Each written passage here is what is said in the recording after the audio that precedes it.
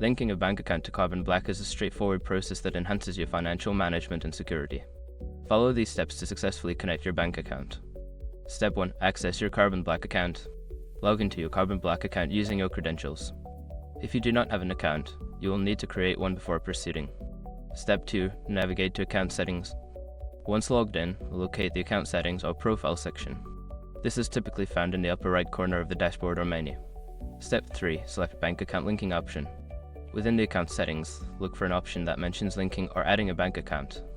Click on this option to begin the linking process. Step 4. Enter bank account information. You will be prompted to enter your bank account details, including your account number and routing number.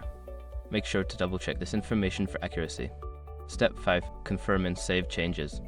After entering your bank account information, review it carefully. Once confirmed, save the changes to link your bank account to your Carbon Black account successfully. By following these steps, you can easily link your bank account to Carbon Black, enhancing your financial management capabilities.